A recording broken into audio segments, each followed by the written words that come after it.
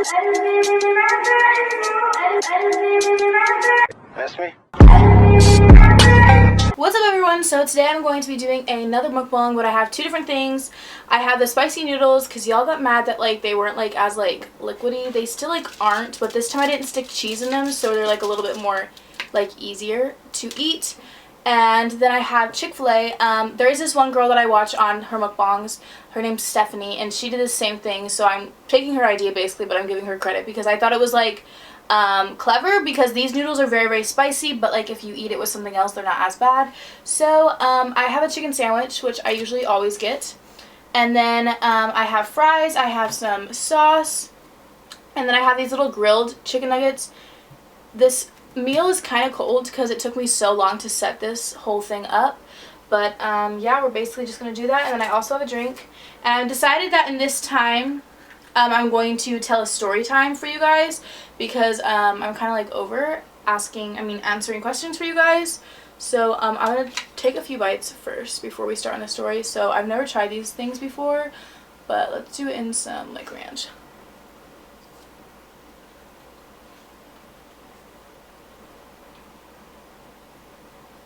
Okay.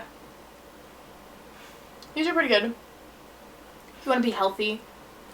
I'm not the biggest fan of these. Again, just like my Canes. I'm very picky with fries. I know I'm annoying. But I don't know, I only like seasoned fries or like tater tots.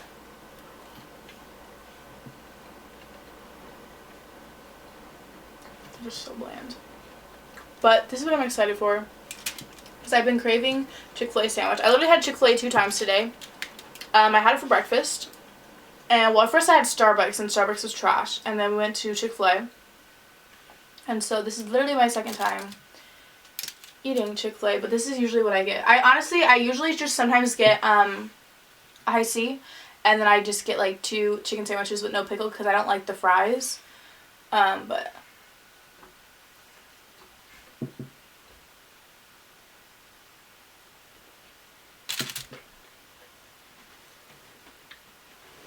I'm gonna do where my napkins are right here. Also, if I get lipstick on my chin, don't make fun of me. I'm gonna try and use chopsticks again. So I'm gonna do the noodles now. I'm kind of nervous because I've only ever eaten these with cheese. So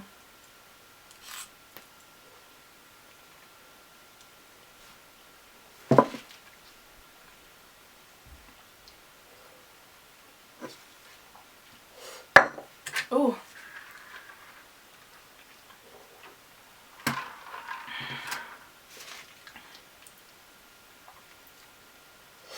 Okay, yeah, I definitely recommend, if you're gonna eat these noodles, eat them with cheese. This is spicy. Like, you would not like these without cheese. Disgusting.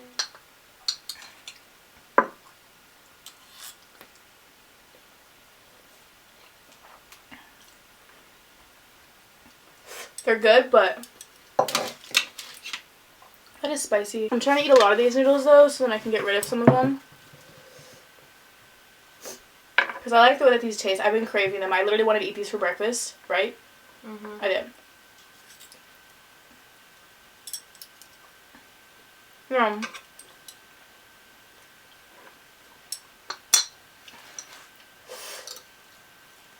Props to the people that can eat like 8 bags of these on YouTube.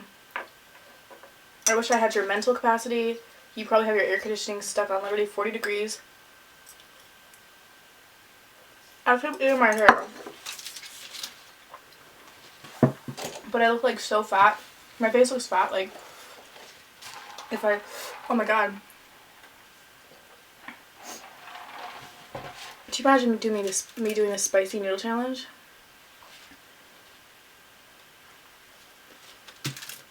I look sick. I can't tell. A little bit. Let me see. A little bit. It's just a little smudged at the bottom. How many are those fucking chickens? Don't look like chicken. It's grilled chicken. But they don't look like grilled chicken. They look like chicken toes. Try one. So I'm gonna be telling you guys a story time. Basically about the time that like it was like my first ever kind of like sneaking out experience, and like my first ever like party experience. So my whole entire life, I know like a lot of you guys think that I was like a wild child, but I really was not. Like I was really like pure. Truly until I almost turned 18. Like I went to like my first ever like real party when I turned 17. I did not drink, I did not smoke. That was like not anything that like I like was interested in doing. And so basically I had these group of friends, and every year Memorial Day weekend, they would throw a party, whatever, like a barbecue, and like I would go over, my family would go over, and because like my parents were friends with their parents, so we would just like basically just have fun. And I convinced them to let me stay the night because there was this party that like I was like, oh, like I want to go like meet people, blah blah blah, because like I went to a very small like performing arts school, and so I didn't really have like a lot of friends, and so I wanted to meet like public school friends, because you know, like public school friends are like better than like private school friends. It wasn't even like a private school, but it was like not a public school. So basically I convinced my parents to let me stay the night. And her parents were kind of strict, and like they didn't like us like going out late at night. They wanted us back, literally they wanted us back at 10 o'clock.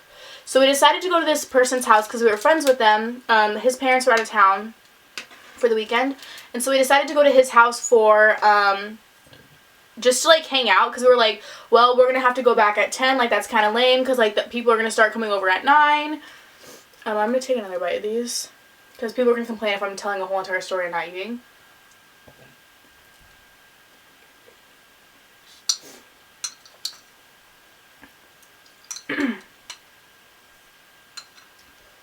Chopsticks are so difficult.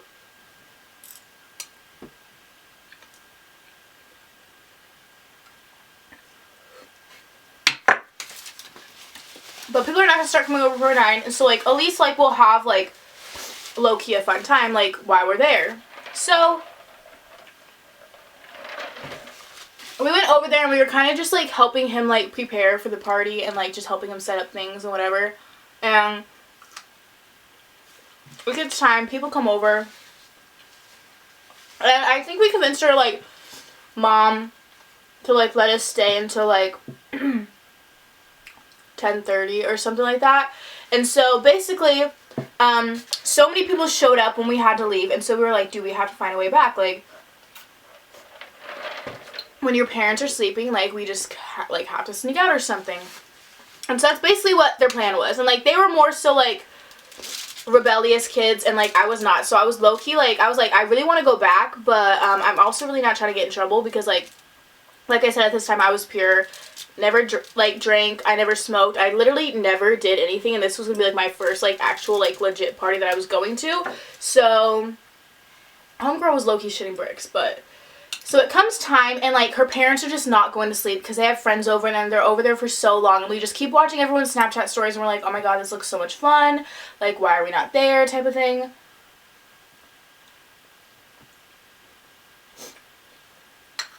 So it's like 12:30, and like typically parties can last until like 2:30, 3 o'clock.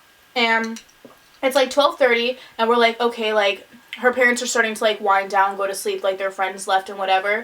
And so we're like, oh, we're just gonna go out through the garage. Like it's very easy, we'll just go out through the garage, whatever. So we tell our friend to come pick us up, and he was like, okay, like I'm on the way, like I'll be there in 5 minutes. So we get the here text, and we're like, okay, we're just gonna go through the garage, like it's not that big of a deal, we're just gonna go through the garage. And we're all ready to go, all prepared. It's like, I think there was 1, 2, 3, 4, like 5 of us or whatever. And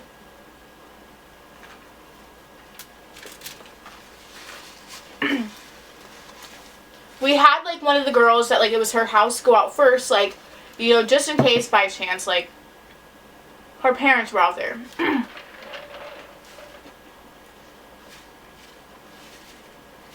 Bro, this is so spicy. Just in case one of her parents came out. So we get the I'm here text, and so one of the girls go out, and guess what? Her freaking dad's outside, and I'm like, oh great. Like, oh great, like I'm like, it's over, you might as well just tell the dude to go home. But in the back of my head, I was like, dude, like I really want to go back, like we're bored, we're literally not gonna do anything. And so I don't know how, but I came up, like my little innocent ass came up with an idea. Let's go to your backyard, jump into your neighbor's backyard, and go out their side gate.